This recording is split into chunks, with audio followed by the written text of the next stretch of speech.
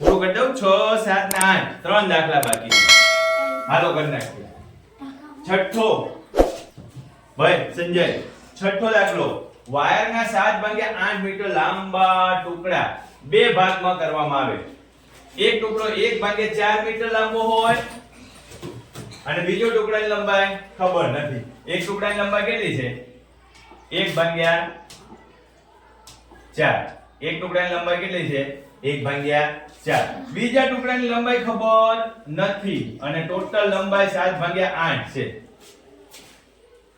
સાવ સહેલું છે આને પેલી બાજુ મૂકી દો અહીંયા x લખી નાખો આને ક્યાં મૂકી દો પેલી બાજુ એટલે 7 ભાગ્યા 8 માઈનસ 1 ભાગ્યા 4 છેદ સરખા કરો કોના અહીંયા 8 છે અહીંયા 8 થઈ જાય ને એને બે વડે ગુણી નાખો ઉપર પણ બે વડે ગુણી નાખો એટલે 7 ભાગ્યા 8 માઈનસ 2 ભાગ્યા 8 એટલે શું જવાબ આવશે 7 માઈનસ 2 ભાગ્યા 8 7 માં 2 જાય તો 5 ભાગ્યા 8 કેટલું વાયર બાકી રહેશે ભાઈ બીજા ટુકડાની લંબાઈ તો ઉકેલમાં લખવાનું ઉકેલ બરાબર શું લખવાનું બીજા ટુકડાની લંબાઈ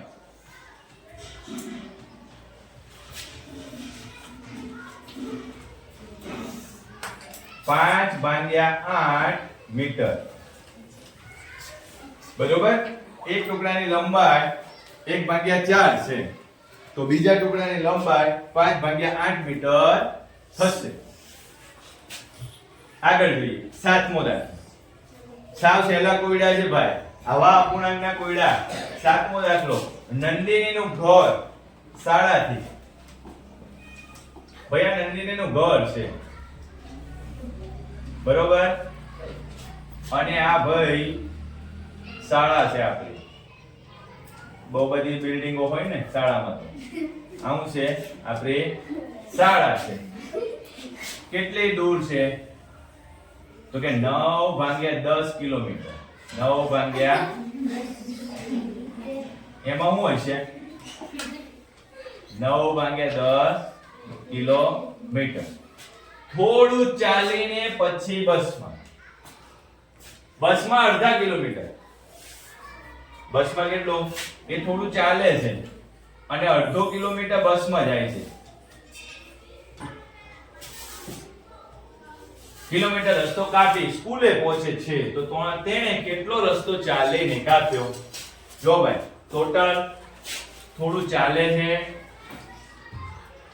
ચાલીને આ 1/3 એટલે અડધો કિલોમીટર બસમાં ટોટલ છે 9 ભાગ્યા 10 કિલોમીટર આ ચાલીને ખબર પડી જશે કેમ તો કે પેલી બાજુ મોકલો આ 9 ભાગ્યા 10 છે એમાંથી 1 ભાગ્યા 2 બાદ કરી નાખ અહીંયા છેદ સરખા થઈ જાય 5 વડે ગુણીશ એટલે સરખા થઈ જશે ઉપર નીચે 5 વડે ગુણી નાખ એટલે છેદ સરખા થઈ જશે એટલે 9 ભાગ્યા 10 માઈનસ 5 ભાગ્યા 10 બંને છેદ સરખા થઈ ગયા તો છેદમાં લખી નાખો 10 ઉપર લખી નાખો 9 માઈનસ 5 એટલે કેટલા થાય 4 ભાગ્યા 10 કેટલા થાય 4 ભાગ્યા 10 અહીં છેદ ઉડે 2 દુ 4 અને 5 દુ 10 ભાઈ કેટલું ચાલીને ગઈ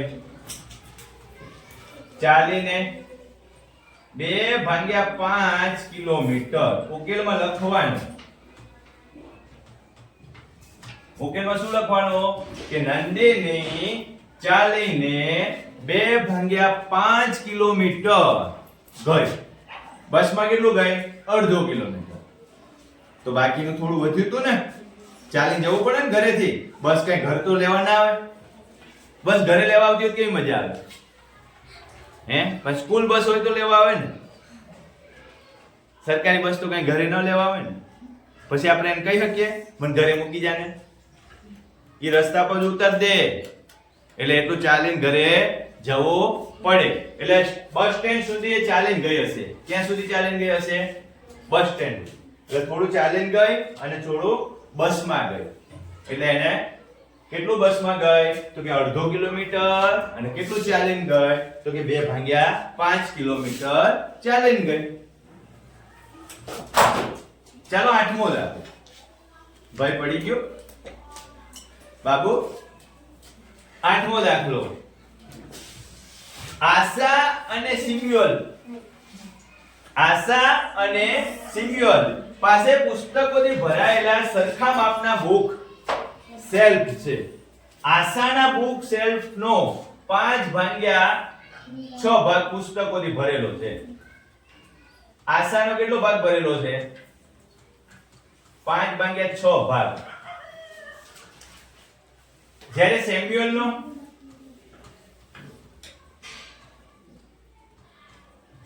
કેટલો ભાગ છે?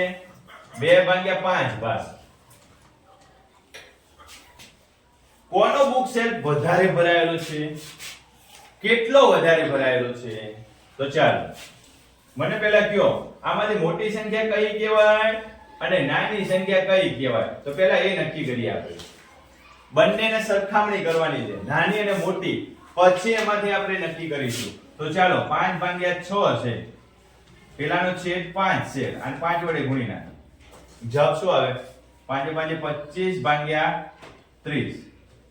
પેલામાં 6 વડે ગુણો, 5 × 6 અને 2 × 6 એટલે 12/30. કોનો શેપ વધારે ભરાયેલો છે? શેલ્ફ એટલે કબાટ, પોતાનું કબાટ. કબાટ કોનો ભરાયેલો છે ભાઈ? આ 30 માંથી 25 પુસ્તકો છે એની જોડે, આની જોડે 30 માંથી 12 જ પુસ્તકો છે, એટલે ઓછો આનો ભરાયેલો છે. એટલે મોટી સંખ્યામાંથી નાની સંખ્યા બાદ કરી દઈએ. ચલો તો આની બાદબાકી કરીએ. 5/6 એનો છેદ સરખો કરવા માટે 5 વડે ગુણો. આપણે પહેલા ગણણી જ નાખ્યા છે. આને 6 વડે ગુણો, એના 5 વડે ગુણવાનો, 6 વડે ગુણવાનો છે. 2/6 અને 5 × 6, 5 × 6 એટલે શું થશે? 25/30 - 12/30. છેદ સરખો થઈ ગયો, 30 લખો. અહીંયા 25 માંથી 12 બાદ કરો. કેટલો વધારે છે? તો કે 13/30. પેલાની જોડે જે 30 પુસ્તકો નથી, 12 જ પુસ્તકો છે, એનાથી કેટલી પુસ્તકો વધારે છે? તો કે 13 પુસ્તકો વધારે છે. અહીં કીધું જો બુક, કોનો બુક શેલ્ફ વધારે ભરાયેલો છે? તો આપણે નક્કી કર્યું નાની મોટી સંખ્યાથી કે કોનો બુક શેલ્ફ વધારે ભરાયેલો છે? આશાનો. શું લખવાનું ઉકેલમાં? પહેલો જવાબ એ લખવાનો, આશાનો બુક શેલ્ફ વધારે ભરાયેલો છે. અહીંયા બીજો પ્રશ્ન એવું કહે છે કે કેટલો વધારે ભરાયેલો છે? તો ભાઈ આશાની જોડે વધારે બુક છે, પેલાની જોડે ઓછી છે, તો વધુ સાથે ઓછીની બાદબાકી કરી નાખો. તો બંનેની બાદબાકી કરો તો કે આશાથી સેમ્યુઅલનો બુક 13/30 ભાગ ઓછો ભરાયેલો છે. એવા બે ઉકેલ લખવા પડે. ઉકેલ કરીને લખવાનું તમારે. ઉકેલ કરીને શું લખવાનું? 1 અને 2 એમ જવાબ લખવાનો. બરોબર? ચાલો આગળ જોઈએ. આજના સ્વાધ્યાયનો આ છેલ્લો દાખલો. બરોબર? પ્રકરણ નંબર 7 નો છેલ્લો, પછી 8મો ચાલુ કરશું. જયદેવ